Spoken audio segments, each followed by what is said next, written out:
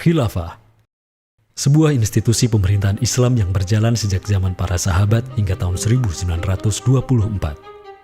Ia merupakan sebuah simbol keagungan peradaban Islam selama hampir 1.300 tahun. Setelah hampir seabad pasca keruntuhannya, kini ia kembali mencuat sebagai isu yang begitu hangat di tengah masyarakat. Belahan dunia timur dan barat membicarakannya, tak terkecuali di Indonesia.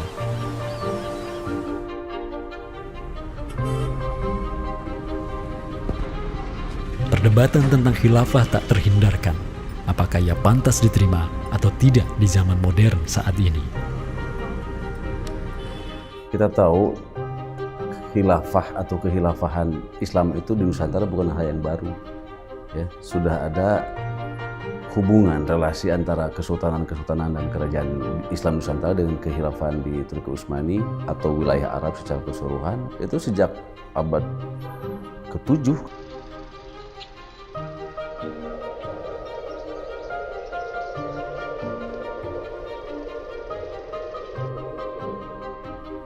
Sejarah khilafah yang panjang di pentas dunia telah memainkan debutnya di Nusantara. Islam yang diemban para punggawanya telah menjadikan Nusantara jaya dan menjadi sumber utama perlawanan terhadap para penjajah.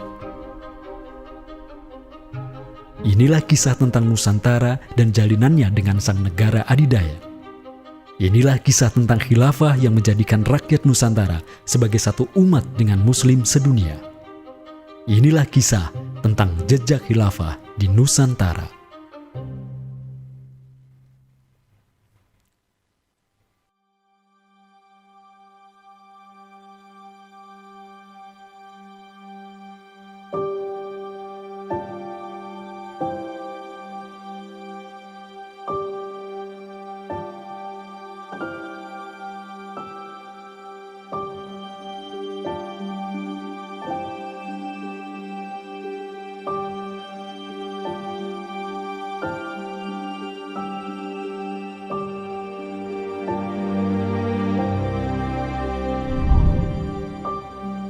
Senin, 12 Rabiul Awal tahun 11 Hijriah, bertepatan dengan tahun 632 Masehi.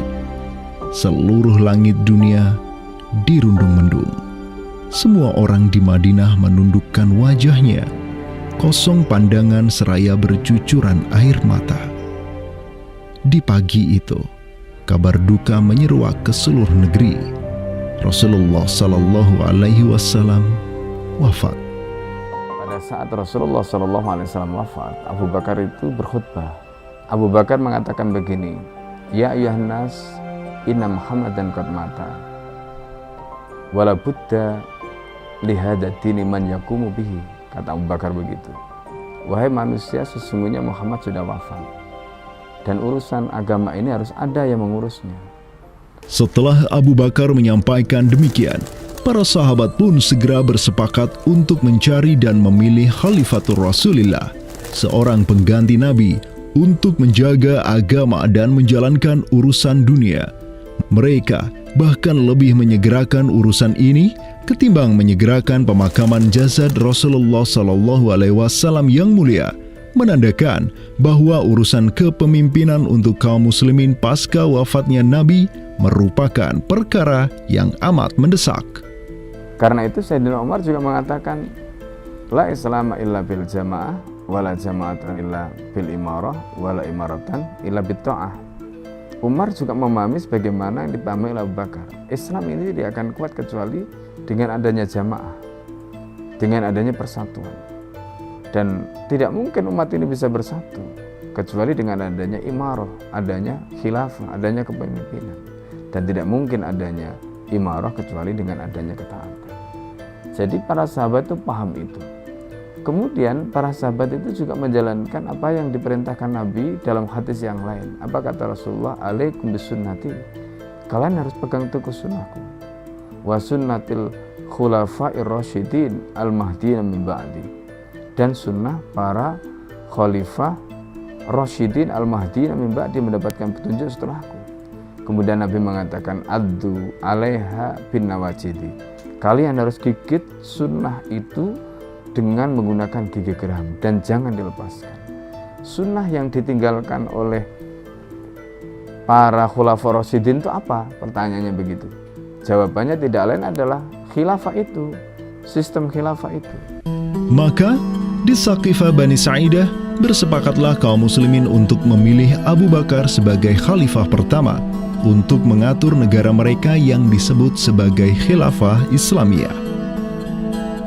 Negara khilafah di bawah kepemimpinan Abu Bakar dan khalifah-khalifah setelahnya, Umar bin Khattab, Utsman bin Affan, dan Ali bin Abi Thalib cepat sekali berkembang.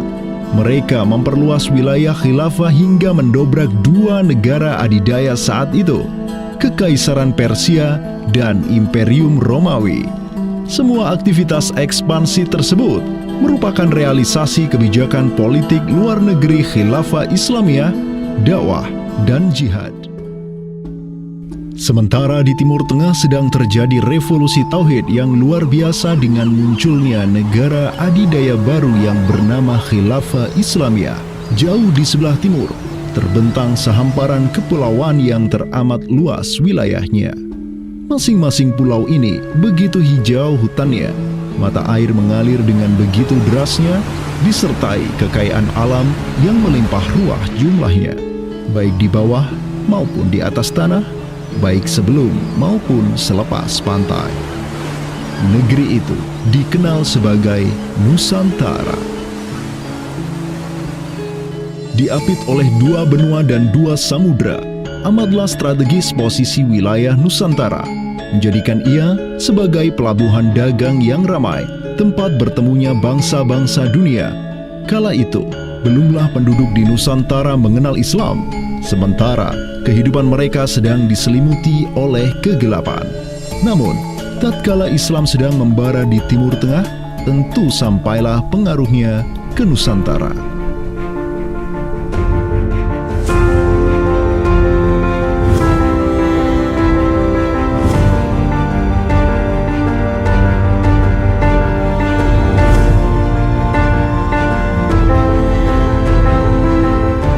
Saya ingin mengutip apa yang pernah dinyatakan oleh Buya Hamka ya di dalam buku beliau dari Perbendaharaan Lama, termasuk juga buku beliau yang judulnya Sejarah Umat Islam, yang beliau menyatakan bahwa sesungguhnya teori yang kita tahu bahwa Islam masuk ke Nusantara itu berasal dari Gujarat pada abad ke-12 sampai 15 Masehi, itu sebetulnya tidaklah tepat sepenuhnya. Karena apa? Karena Buya Hamka memiliki pandangan ataupun penjelasan terkait dengan kapan sesungguhnya Islam masuk ke Nusantara, ke Indonesia. Beliau menyatakan bahwa Islam masuk ke Nusantara itu jauh sebelum teori Gujarat.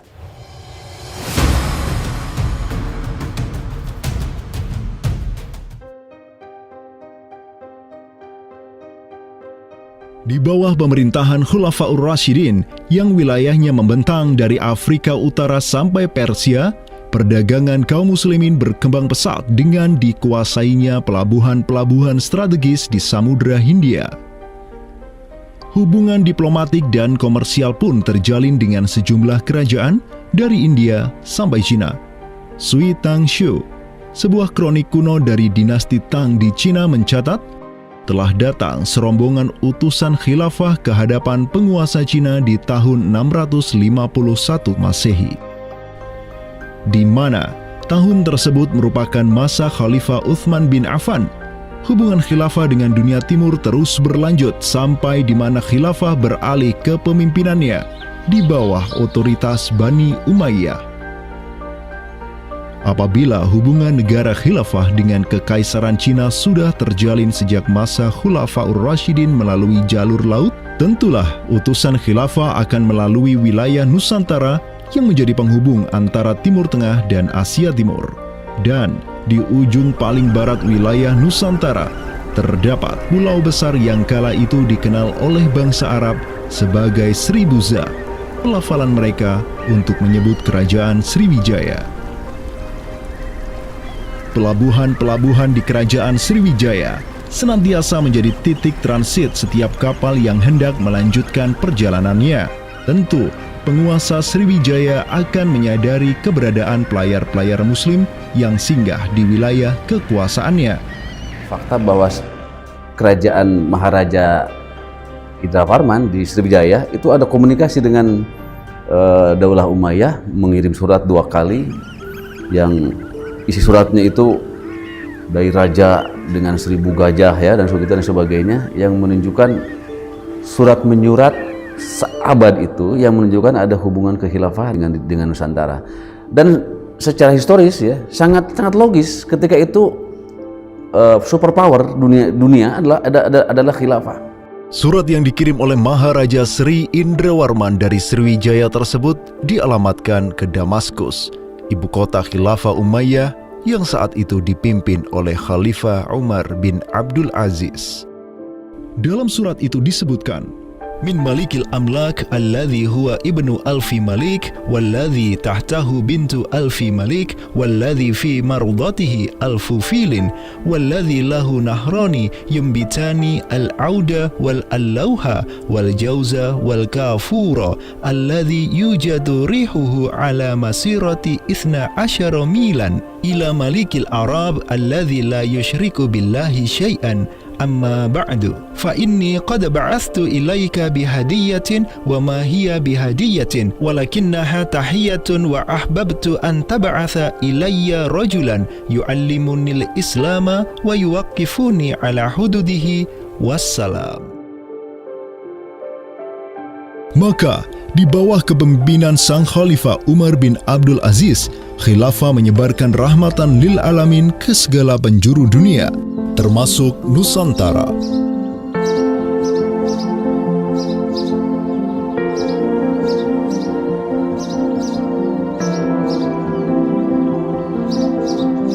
Seperti sekarang Amerika atau Eropa kan ada hubungan dengan semua negara karena dominasi politik, ekonomi mereka, budayaan dan sebagainya. Saat itu penguasa dunia atau superpower adalah dunia Islam, institusi politiknya khilafah, maka sangat logis kalau ada relasi dengan berbagai semua negara.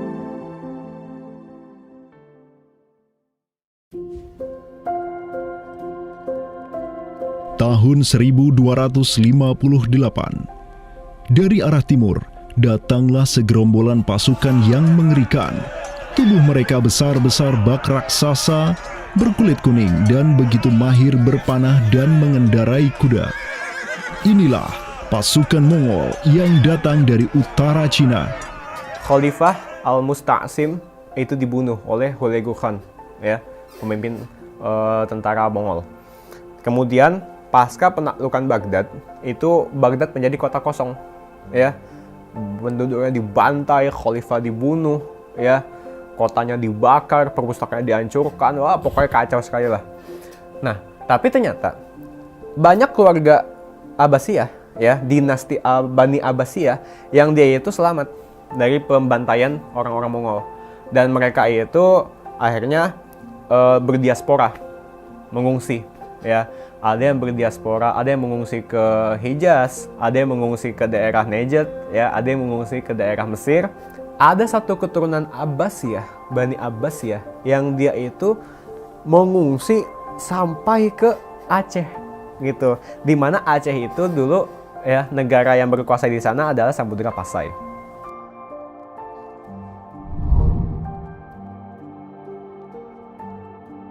Terdapat 3 orang Bani Abbasiyah yang diketahui dimakamkan di Aceh, yakni yang pertama Sodrul Akabir Abdullah bin Muhammad Al-Abbasi, keturunan Khalifah Al-Mustaunsir Billah.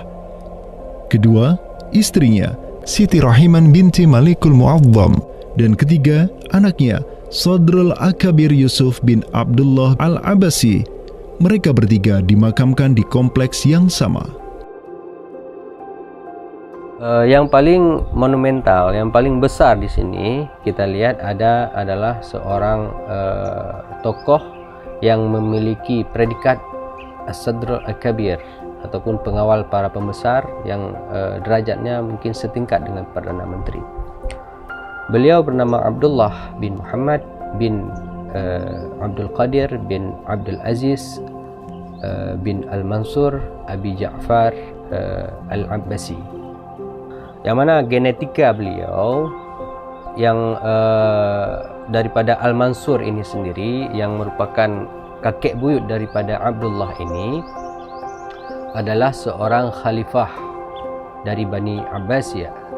Bani Abbas ini yang terkubur di Aceh, ya, Lok Sumawe ini, ayahnya ini, ya, Muhammad bin Abdul Qadir, ternyata dia itu dicatat oleh Ibnu Battutah, ya, dicatat oleh Ibnu Battutah dalam rihlahnya kitab Tuhfatun Nazar, ya. Nah, dia itu ayahnya Abdullah bin Muhammad Sodrul Akabir yang di Pasai itu menjadi gubernur, ya, menjadi gubernur di mana? Di daerah India, gitu, dicatat oleh Ibnu Battutah, gitu, ya. Dan Ibnu Battutah mencatat sultan-sultan di India itu begitu hormat, ya, begitu taat, dan mereka itu memuliakan keturunan Khalifah Abbasiyah ini, ya, keturunan Khalifah Al-Mustansir Billah, begitu. Nah, ini mengindikasikan bahwasanya apa? Sultan-sultan India itu begitu memuliakan, dan mereka itu dalam satu riwayat lain juga membaiat Khalifah Abbasiyah yang ada di Mesir. Sementara sultan-sultan di India, ya, Kesultanan Islam di India itu punya hubungan erat dengan Samudra Pasai, begitu. Nah, di sini kita bisa menduga kuat bahwasanya Samudra Pasai itu juga berbaiat kepada Khalifah Abbasiyah. Samudra Pasai pada masa itu berbaiat kepada dinasti sebelum Utsmaniyah berkuasa, yaitu kita menduga dan meyakini hal tersebut sesuai fakta-fakta yang kita temukan di lapangan bahwa Madinatul Sumatera ataupun Jaziratul Jawi, Samudra Pasai itu berbaiat langsung kepada dinasti Abbasiyah. Sultan Zainal Abidin bin Ahmad bin Malikus Zahir bin Malikus Saleh, penguasa Pasai di masa Sodrul Akabir Abdullah Al-Abbasi hidup, menyatakan baiatnya kepada Khalifah Al-Mutawakkil 'alallah di Kairo di awal abad ke-15. Begitu pula sebelumnya, Sultan Muhammad bin Tughluk di Delhi diikuti oleh Sultan Jalaluddin Muhammad dari dinasti Raja Ganesh di Bengali dan penguasa dari dinasti Utsmaniyah di Turki, Sultan Bayazid pertama. Seluruh sultan di dunia Islam menyatakan baiatnya kepada Khilafah Abbasiyah semenjak gelombang badai Mongol berhasil dihentikan oleh pahlawan-pahlawan Mamluk. Pusat Khilafah Abbasiyah kini berpindah ke Kairo, Mesir, dan menjadi magnet kaum muslimin global. Dari pusat khilafah inilah dakwah Islam mulai bangkit kembali dan menggencarkan aktivitasnya dengan mengirim berbagai juru dakwah ke seluruh penjuru alam. Dengan Samudra Pasai yang mendaulatkan dirinya sebagai Darul Islam yang berbaiat kepada Khalifah, Samudra Pasai mengemban tugas untuk mengubah seluruh Asia Tenggara dari Darul Kufri menjadi Darul Islam. Sultan Zainal Abidin Ra Ubabdar dibantu oleh putra Sodrul Akabir Abdullah bin Muhammad Al-Abbasi, yakni Yusuf bin Abdullah, yang di pucuk pusaranya tertera nama kakeknya Khalifah Al-Mustansir Billah, banyak menaklukkan wilayah-wilayah yang belum Islam di Sumatera dan Semenanjung Malaya. Seperti Ra Ubabdar. Ra Ubabdar itu berasal dari dua kata, Ra dan Ubabdar, yang mana artinya adalah penguasa gelombang. Ini adalah sebuah predikat yang sangat luas sebenarnya maknanya. Sesuai dengan masa yang ditorehkan pada waktu tersebut, bahwa Sultan Zainal Abidin Ra Ubabdar bin Ahmad bin Muhammad bin Al-Malik Al-Salih ini adalah salah satu masa kegemilangan Samudra Pasai, yang mana kita ketahui setelah masa tersebut yang memimpin Kesultanan Sumatera adalah anak keturunan daripada beliau ini, yang jumlahnya sampai 11 orang sultan. Bergerak dan terus bergerak itu meluaskan dakwah Islamnya sampai ke pulau-pulau. Itu masa Zainal Abidin Ra Ubabdar, terutama penakluk gelombang yang dijuluki beliau itu melebarkan sayap itu sampai ke seluruh Asia Tenggara.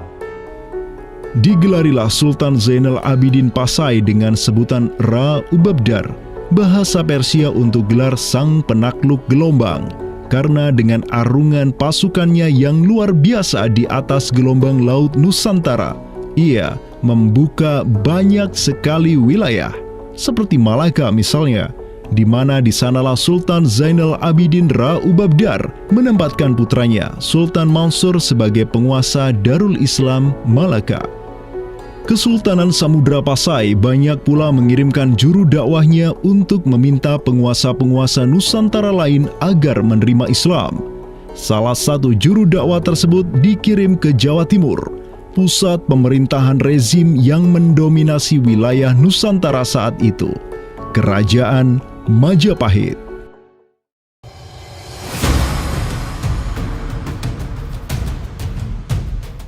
Gresik, Jawa Timur. Di kota yang hanya berjarak 60 km dari Trowulan, ibu kota Kerajaan Majapahit, terbaring jasad mulia di atas pusara marmer yang begitu indah. Inilah kubur seseorang yang menginisiasi tegaknya Islam di tanah Jawa, Maulana Malik Ibrahim, yang kemudian dikenal sebagai Sunan Gresik. Malik Ibrahim adalah seorang yang berkedudukan tinggi di lingkaran kuasa Samudra Pasai, terlihat dari gelarnya yang bertajuk Umdatus Salatin wal Wuzara, pondasi para sultan dan wazir, di mana gelar tersebut adalah gelar untuk wakil Sultan Samudra Pasai, sebagaimana yang dicatat oleh Ibnu Batutah. Gelarnya yang lain seperti Burhanud Daulah Waddin, penerang negara dan agama, adalah gelar yang disematkan kepadanya selayaknya gelar-gelar yang diberikan Khilafah Abbasiyah kepada pejabat-pejabat penting daulah, sebuah gelar yang begitu politis sekaligus agamis.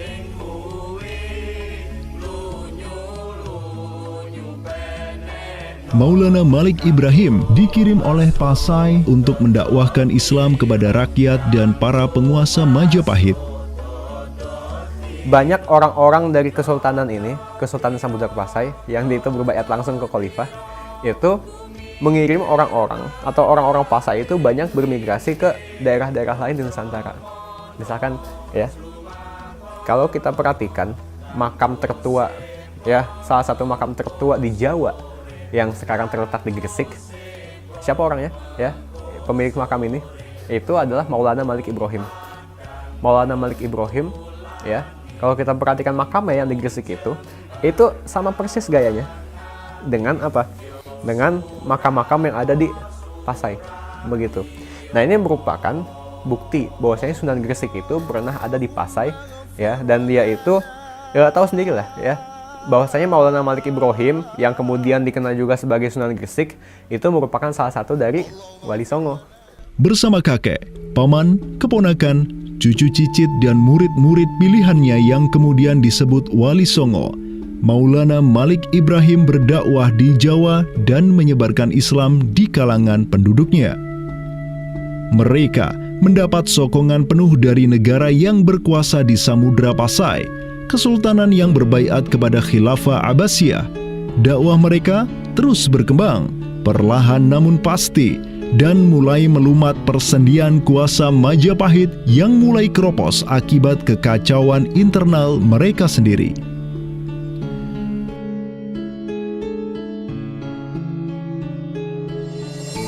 Para Wali Songo juga dihormati karena sebagian besar dari mereka menyandang status sebagai keturunan Nabi melalui jalur Husain bin Abi Thalib yang terus turun-temurun kepada Muhammad Sahib Marbal, turun lagi ke Alawi sampai ke Imam Jamaluddin Al-Husaini yang dikenal juga sebagai Syekh Maulana Jumadil Kubra, yang dari dialah para Wali Songo lahir sebagai anak-anaknya.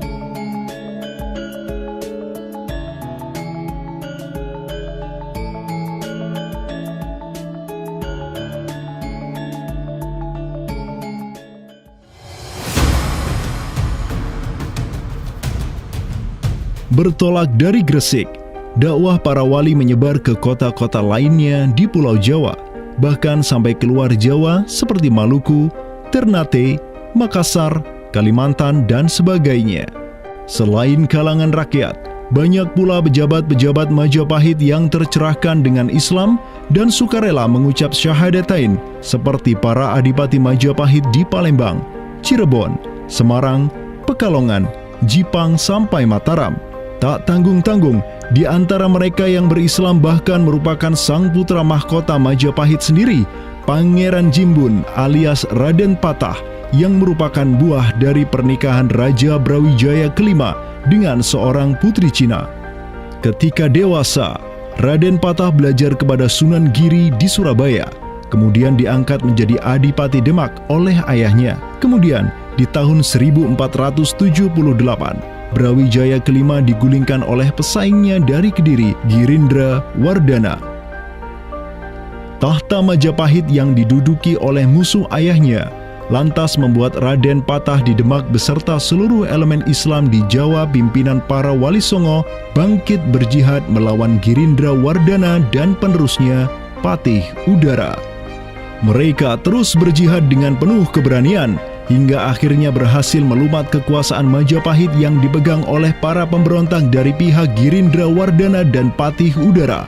Kaum muslimin pun meraih kemenangan hingga akhirnya mereka berhasil memproklamirkan berdirinya sebuah daulah Islam pertama di tanah Jawa, Kesultanan Demak, pada tahun 1482.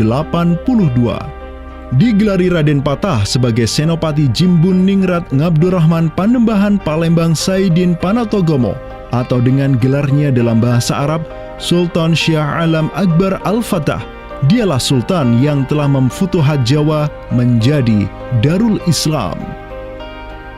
Dengan berdirinya Demak sebagai daulah Islam pertama yang berdaulat di tanah Jawa, bertambahlah kuat bargaining politik Islam di kawasan Nusantara bersama-sama dengan Kesultanan Samudra Pasai di Sumatera, Kesultanan Malaka di Semenanjung Malaya, Kesultanan Brunei di Borneo, Kesultanan Sulu di Filipina, begitu pula Sultan pertama di Ternate, Sultan Zainal Abidin, yang pernah menimba ilmu ke Jawa di bawah bimbingan Sunan Giri.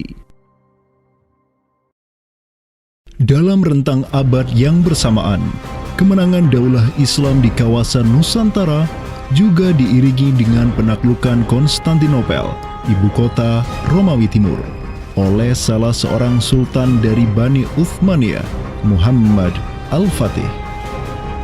Penaklukan Konstantinopel sekaligus menandakan tamatnya riwayat Imperium Romawi Timur untuk selama-lamanya. Penaklukan Konstantinopel pada tahun 1453 oleh Muhammad Al-Fatih, sang Sultanul Rum, merupakan realisasi dari janji yang telah terucap ratusan tahun sebelumnya oleh lisan mulia sang Sayyidul Mustafa, Rasulullah Muhammad Sallallahu Alaihi Wasallam. Sungguh, Konstantinopel akan benar-benar ditaklukkan. Sebaik-baik pemimpin adalah pemimpin yang berhasil menaklukkan Konstantinopel, dan sebaik-baik pasukan adalah pasukan yang menyertainya. Dengan dikdayanya kuasa Islam di tanah Rum, menjadikan para penguasa Uthmaniyah mempunyai citra istimewa di kalangan rakyat Nusantara.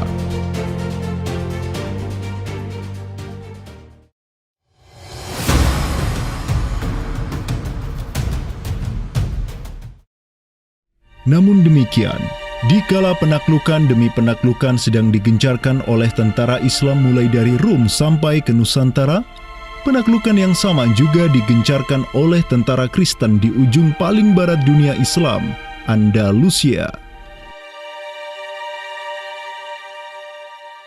Berbeda dengan penaklukan yang kaum muslimin lakukan, di mana penduduk asli suatu tempat diberi toleransi yang luar biasa atas agama dan properti mereka, tentara Kristen Portugis dan Spanyol menaklukkan wilayah Islam di Andalusia yang saat itu sudah terpecah menjadi Reyes de Taifas atau Mulukhut Tawaif atau kerajaan-kerajaan yang saling tercerai-berai.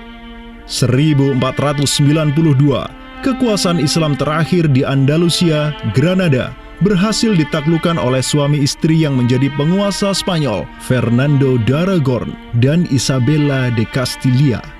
Penaklukan kembali wilayah Andalusia menjadi negara Kristen yang mereka sebut Reconquista telah menyebabkan populasi kaum muslimin di sana tersapu bersih, entah karena diusir, dimurtadkan, atau dibunuh. Selain Reconquista, kaum Kristen Spanyol dan Portugis juga mempunyai motif ekonomi untuk menjadikan diri mereka kaya, yakni dengan mencari jalur rempah di Samudra Hindia yang saat itu merupakan potensi sumber daya alam yang luar biasa. Program mereka untuk mencari rempah di Samudra Hindia mereka sebut sebagai Estado da India. Kita sering dengar dengan istilah 3G gitu kan, Glory, Gospel, dan Gold gitu kan. Jadi ya mereka ingin ekspansi, mereka ingin menyebarkan misi agama mereka, dan mereka juga ingin mencari gold. Goldnya sini adalah justru adalah rempah gitu kan. Begitulah betapa berharganya rempah pada saat itu, sampai 1 gram pala dihargai dengan 2 gram emas gitu kan. Paus Alexander ke-6, pemimpin kaum Kristen saat itu, begitu mendukung hasrat Portugis dan Spanyol untuk menjelajah dunia dan menyebarkan Kristen. Maka, berangkatlah gelombang penjelajah Portugis yang disertai pasukan dan senjata untuk menaklukkan dunia Islam di Samudra Hindia. Di bawah pimpinan Alfonso de Albuquerque, armada Portugis berhasil menaklukkan Goa di India pada tahun 1510 dan setahun kemudian berhasil sampai ke Malaka, merebut pelabuhan strategis itu dari Sultan Mahmud Syah yang memerintah tempat tersebut. Dengan bercokolnya Portugis di Nusantara, dimulailah babak baru sejarah Islam di kawasan ini.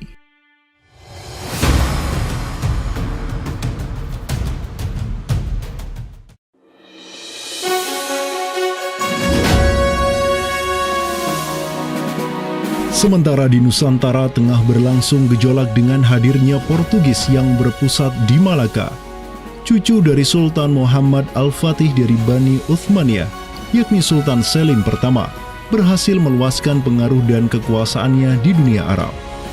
Pada tahun 1517, beliau berhasil merebut Suriah, Mesir, dan Hijaz dari kepenguasaan kaum Mamluk. Khalifah Al-Mutawakkil 'alallah ketiga dari Bani Abbasiyah beserta Syarif di Makkah kini menyerahkan kepemimpinan umat Islam sedunia dan pelayanan 2 kota suci kepada Sultan Salim pertama, penguasa Uthmaniyah yang bukanlah mereka berdarah Arab. Perlu dicatat bahwa penjelasan tentang Al-A'immatu fi Quraisyin itu, kalau kita merujuk kepada kitab Ar-Rawdah, Rawdatul Thalibin wa Umdatul Muftiin, memang ada hal yang menarik di sini. Di satu sisi ada mengatakan bahwa syarat khalifah itu harus Quraisy. Tetapi Imam Nawawi sepakat ketika katakanlah dari Quraisy tidak ada, terus diambilkan dari mana? Maka kemudian disebutkan di situ ya di luar Quraisy. Bisa dari bani ini, itu yang disebutkan di dalam kitab Ar-Rawdah. Karena itu sebenarnya syarat al-a'immah fi Quraisyin itu bukan syarat yang wajib, tetapi difahami di sini berdasarkan penjelasan yang diantaranya disebutkan dalam kitab Ar-Rawdah tadi, itu adalah merupakan syurut afdaliyah. Maka semenjak tahun 1517, kepemimpinan khilafah beralih ke Bani Uthmaniyah. Selim pertama dan anak keturunannya kini didapuk sebagai Khalifatul Muslimin. Amirul Mukminin, Khadimul Haramain, Al-Ghazi fil Barraini wal Bahraini, Zilullah fil Alam, Padisyah wa Khilafat Penah. Wilayah khilafah Uthmaniyah terus merangsek Eropa, dan merekalah yang menguasai Laut Mediterania dan juga Laut Merah. Adapun Portugis yang bercokol di Samudra Hindia mulai ketakutan karenanya. Karena dengan munculnya khilafah Uthmaniyah sebagai negara Islam yang adidaya, solidaritas Muslim sedunia akan bangkit kembali karena memiliki perisai kuat di sisinya. Ini erat kaitannya dengan hubungan dengan negeri kita, karena keimanan yang kemudian merekatkan ya dengan semangat akidah Islamiyah, semangat ukhuwah Islamiyah, menjadikan umat Muslim yang ada di Timur Tengah dengan umat Muslim yang ada di Nusantara Indonesia itu terjalin hubungan yang sangat erat. Karena kita tahu bahwa ada ayat Allah Subhanahu wa ta'ala yang menyatakan innamal mu'minuna ikhwah. Sesungguhnya orang-orang beriman itu adalah saudara. Ketika ada saudara mukmin yang terzalimi, maka saudara mukmin yang lain itu punya kewajiban untuk membela. Demikian pula ketika muslimin Nusantara itu terzalimi dengan adanya penjajahan, dengan adanya imperialisme yang dilangsungkan oleh orang-orang kafir penjajah, baik itu oleh Portugis, Spanyol, Inggris, Perancis ataupun Belanda. Ya. Maka kemudian Muslim yang ada di Timur Tengah yang pada waktu itu masih memiliki kepemimpinan yang tunggal untuk seluruh dunia, yaitu khalifah, itu juga turut ya memperhatikan, turut mendukung, turut memperjuangkan pembebasan ataupun kemerdekaan bagi bangsa Muslim Nusantara. Kenapa? Ini semangat jihad di antara kaum Muslim yang dihubungkan dengan semangat keimanan atau akidah Islamiyah tadi. Kenapa? Yang namanya mukmin itu adalah kal jasadil wahid, ya, satu tubuh. Ketika bagian tubuh yang lain itu teraniaya, maka tubuh yang lain pun punya kewajiban untuk membelanya ataupun juga ikut merasakan penderitaan yang dialami oleh bagian tubuh kaum Muslim yang lain. Semenjak Portugis berhasil menancapkan kukunya di India dan Malaka, tidak hanya dua wilayah tersebut yang ditimpa petaka, namun juga hampir seluruh kesultanan di Samudra Hindia dan Nusantara. Sultan dari Samudra Pasai kala itu, Zainal Abidin bin Mahmud bin Zainal Abidin Ra Ubabdar, yang mendaulatkan dirinya sebagai Al-Qaim tahta Amri Rabbil Alamin, orang yang berdiri di bawah perintah Tuhan semesta alam, mengirim surat kepada Portugis di Malaka untuk menggugat kelakuan mereka yang sangat merugikan kaum muslimin di kawasan. Namun apalah daya, Sultan Zainal Abidin yang ini kemudian dikenal sebagai penguasa terakhir Pasai, karena setelah ia wafat pada tahun 1517, bala tentara Portugis datang ke Pasai dan menaklukkan Kesultanan Islam pertama di Nusantara itu dengan penuh tipu daya. Tak hanya Pasai yang berhasil ditiadakan, Portugis juga mampu menahan serangan pasukan Islam dari Demak sampai Sultannya Pati Unus bin Raden Patah syahid di Lumat Muntahan Meriam Portugis pada tahun 1521. Dengan diplomasinya yang culas, Portugis juga menjalin kerjasama dengan kerajaan Pajajaran di Jawa Barat pada tahun 1522. 2 tahun berikutnya, kota Blambangan, Panarukan dan Kediri yang masih menjadi basis kekuatan Hindu di Jawa menawarkan kerjasama dengan Portugis. Maka, Portugis banyak sekali mendapat aliansi sesama kafir yang berada di berbagai wilayah di Nusantara untuk bersatu padu menghantam kekuatan politik Islam yang baru tumbuh di Pulau Jawa. Bahkan di Maluku pun Portugis berhasil menancapkan kuasanya semenjak tahun 1536. Berkaca pada kelakuan Portugis yang memerangi umat Islam di Samudra Hindia dan Nusantara, Sultan Sulaiman Al-Qanuni, sang Khalifah Uthmaniyah yang berkuasa sejak tahun 1520, menyatakan peperangan terbuka kepada penguasa Portugis yang berkedudukan di Lisbon, Dom Sebastião.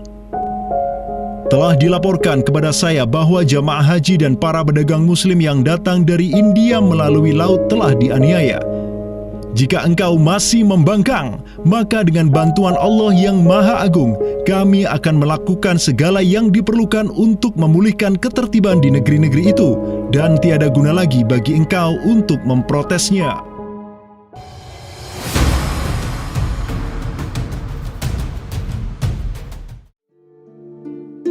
Penjaga kedaulatan Islam di Sumatera yang harum selama ratusan tahun, Samudra Pasai, kini sudah sirna di bawah kungkungan Portugis.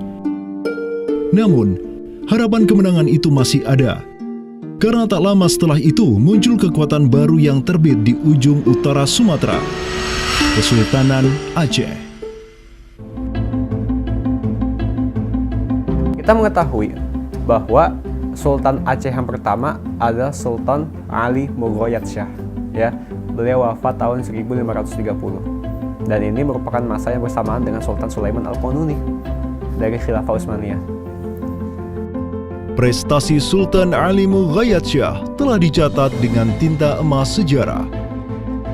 Kegemilangan Sultan Aceh pertama itulah yang direkam oleh salah seorang ulama besar dunia Islam, Syekh Ahmad Zainuddin Asy-Syafi'i Al-Malibari, yang merupakan murid dari ulama tersohor Ibnu Hajar Al-Haytami. Dalam kitabnya Tuhfatul Mujahidin fi Ba'di Akhbaril Burtukaliyin, Syekh Zainuddin Asy-Syafi'i menulis, dan mereka, orang-orang Portugis. Semoga Allah mengalahkan mereka, mendatangkan berbagai barang dari negeri-negeri yang jauh. Mereka menjadi ramai dan bertambah banyak di kawasan. Para penguasa berbagai pelabuhan menuruti kehendak mereka sehingga mereka sepenuhnya menguasai pelabuhan-pelabuhan tersebut. Pelayaran hanya dapat dilakukan dengan jaminan keamanan dari mereka. Perdagangan dan kapal-kapal mereka bertambah banyak dan sebaliknya. Perdagangan muslimin di luar kapal-kapal dan benteng-benteng yang mereka bangun makin merosot. Tiada seorang pun yang dapat merebut kota-kota pelabuhan itu selain Sultan yang mujahid, Ali Al-Asyi. Semoga Allah menerangkan kuburnya. Karena Sultan Ali Al-Asyi lah yang telah membuka Sumatera dan menjadikannya Darul Islam. Semoga Allah membalas kebaikannya untuk kaum muslim dengan sebaik-baik balasan. Kalau kita perhatikan makam Sultan Ali Mugoyatsya, di situ ada kalimat menarik yang terpampang di inskripsi makamnya. Al-Ghazi fil barri wal bahri yansuruhullah. Ya.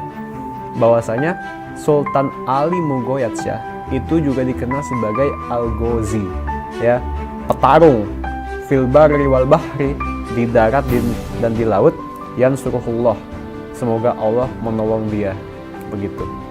Nah, kalau kita telisik gelar ini, ya, Al-Ghazi fil barri wal bahri yansuruhullah, gelar Al-Ghazi itu merupakan sesuatu yang biasa digunakan oleh Sultan-Sultan Utsmaniyah. Inilah sang pemimpin para Ghazi dari Aceh, Sultan Ali Mughayat-Syah. Ialah yang menyatukan berbagai pemimpin lokal di Nanggro dan menjadikannya sebagai satu kekuatan tempur yang dipenuhi keimanan dan ketakwaan kepada Allah. Sebenarnya yang bergelora di masyarakat Aceh ini itu jihad fisabilillah, ya, atas nama Islam.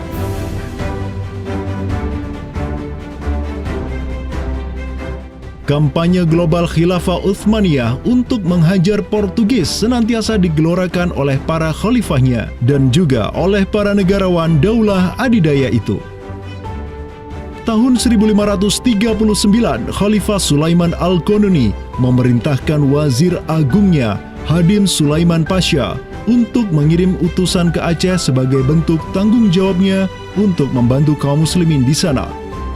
Utusan tersebut ialah Hamad Khan, seorang Mesir yang tak lain merupakan sepupu dari Hadim Sulaiman Pasha sendiri. Atas bantuan utusan dari khilafah inilah Aceh dapat menaklukkan wilayah Batak menjadi Darul Islam. Tahun-tahun berikutnya, pucuk pimpinan Kesultanan Aceh digantikan Sultan Alauddin Riayat Syah Al-Qahar, anak dari Sultan Ali Mughayat Syah. Beliau melanjutkan jihad ayahnya dan secara terang benderang turut menyatakan ketundukannya kepada Khilafah Utsmaniyah. Kesatuan agama, kesatuan tauhid dalam Islam itu pasti membentuk kesamaan, kesatuan umat, kan gitu. Ya, kesatuan umat, karena Islam itu kan dibentuk oleh keyakinan akidah, kesatuan keyakinan yang sama, ya, dan tidak mengenal batas wilayah, tidak mengenal nasionalisme dan sebagainya. Jadi melihat siapa penguasa dunia adalah Khilafah Turki Utsmani, ya pasti ada hubungan emosional.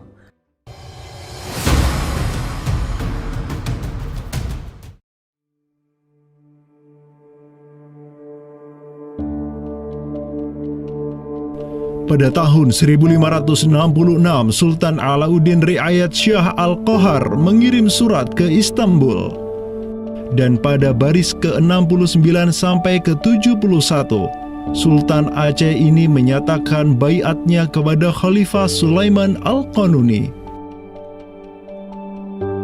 Dengan bersungguh-sungguh, kami meminta agar Padishah atau Khalifah tidak lagi memandang saya, hambanya di tanah Aceh ini, sebagai penguasa yang independen, melainkan sudi menerima saya sebagai hambanya yang miskin dan rendah, yang dapat berkuasa berkat kemurahan hati Sang Padishah, Sang Pelindung dunia, naungan Allah di muka bumi, dengan jalan yang tiada berbeda dari Gubernur Mesir, Yaman, atau para bey di Jeddah dan Aden.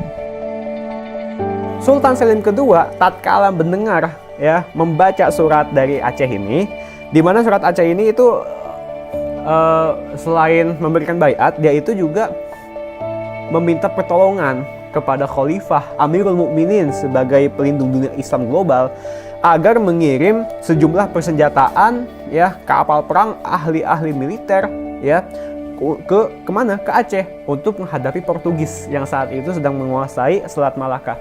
Begitu. Nah, akhirnya apa? Bahkan Sultan Selim II itu menyebutkan ya Aceh itu sebagai wilayati Aceh ya. Wilayat itu asal katanya dari bahasa Arab, wilayah. Wilayah itu kalau dalam istilah tata negara Islam ya merupakan provinsi gitu. Jadi di sini ya Sultan Selim II, Khalifah Utsmani ini menyebut Aceh itu sebagai provinsi, wilayati Aceh. Atau dalam arsip yang lain disebut wilayatul Hind ya. Kemudian kalau dari segi kerjasama militer ya, itu dengan ditandai dengan pengiriman artileri perang yang cukup luar biasa, yang bahkan sampai yang namanya meriam-meriam monster dalam meriam penghancur, dan kemudian tim ahli pembuat meriam yang dikirimkan dari Turki ke Aceh Darussalam. Tapi ya qadarullah ternyata saat itu terjadi pemberontakan di daerah Yaman ya. Pasukan-pasukan yang seyogyanya dikirim ke Aceh itu dialihkan ke Yaman ya. Walaupun dialihkan ke Yaman untuk memadamkan pemberontakan di sana, tapi tatkala pemberontakan itu selesai, apakah misi ke Aceh itu tetap berlanjut? Lanjut ya. Tetap berlanjut. Nah, akhirnya sejarah mencatat bahwasanya ada 2 kapal galeon ya, 2 kapal perang besar yang dimana isinya merupakan perwira-perwira ahli militer dari Utsmaniyah dikirim ke Sultan Alauddin Riayat Shah Al-Qahar ya. Nah, dan ini ya menurut Profesor Amirul Hadi ya jumlahnya 400 ya. Janissaries, tentara elit Utsmaniyah, dikirim ke Aceh.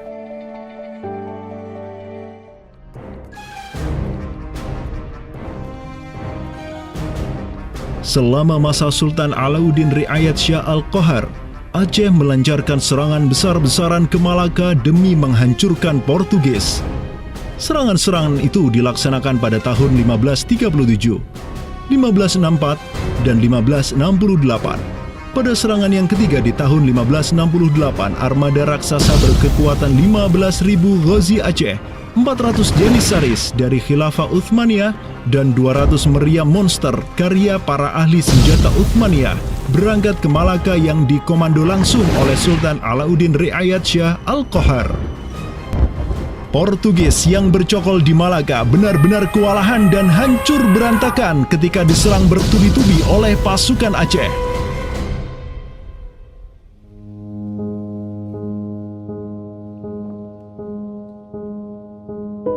Walau demikian, Portugis berhasil bertahan karena dibantu oleh sekutu-sekutunya dari Johor dan Kedah. Banyak korban yang berjatuhan baik dari pihak Aceh maupun pihak Portugis. Begitu pula ada beberapa Janissaries Utsmaniyah yang turut gugur dalam jihadnya di kawasan Nusantara ini. Ada satu daerah di kawasan Bandar Aceh ini, Bandar Aceh Darussalam, itu Kampung Bitai. Itu tempat para tentara-tentara Turki syahid, kemudian dimakamkan di Bitai.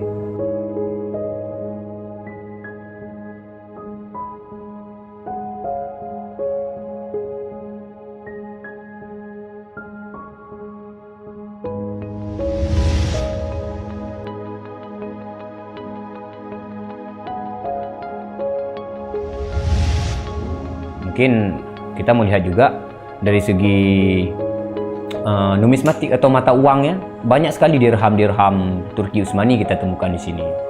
Ini adalah Gampung Pande, sebuah rawa kumuh yang terletak di tepi pantai Kutaraja, Banda Aceh.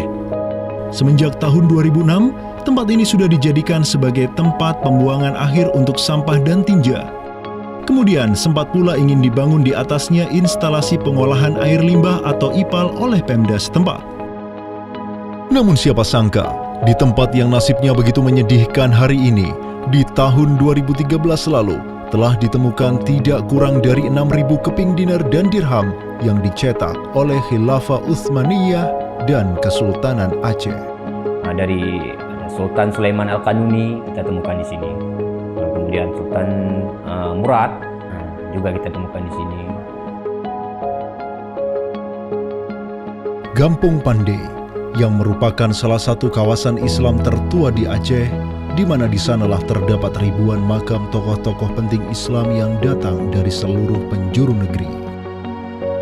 Dan beginilah nasibnya sekarang, terhinakan oleh orang-orang yang melupakan sejarah besarnya, tak tersentuh oleh peradaban modern yang durhaka kepada sejarah Islamnya. Walau demikian, kenangan tentang mereka takkan pernah hilang dan akan terus teringat oleh anak cucu kita. Mereka akan terus mengingat bahwa orang tua kita dahulu, para penguasa kita yang soleh dulu, pernah menyatakan baiatnya kepada Amirul Mukminin, khalifahnya umat Rasulullah Sallallahu Alaihi Wasallam. Inilah kubur orang yang dirahmati lagi diampuni. Dialah Al-Ghazi, sang petarung di jalan Tuhan semesta alam, penentang kaum kafir dan musyrikin, pecinta kaum fakir dan miskin, Sultan Alauddin Riayat Syah, naungan Allah di muka bumi, putra Sultan Ali Mughayat Syah. Semoga Allah menyiramkan rahmat ke atas pusaranya dan menjadikan surga tempat kediamannya.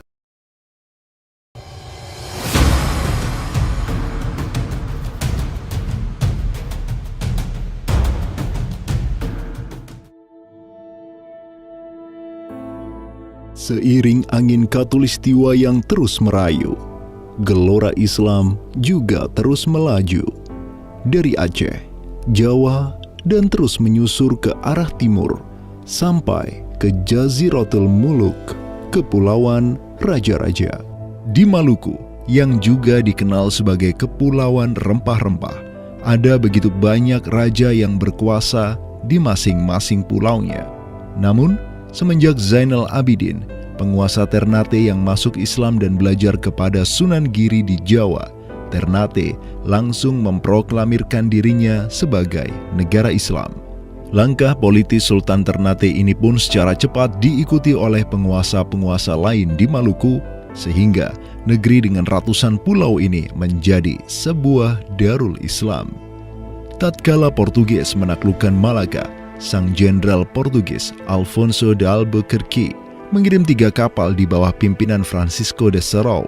Mereka berhasil mencapai Maluku, kemudian berbasis di Pulau Ambon, Banda, dan Seram. Saat itu, para penguasa Islam di Maluku terutama Ternate dan Tidore menyambut baik kedatangan Portugis.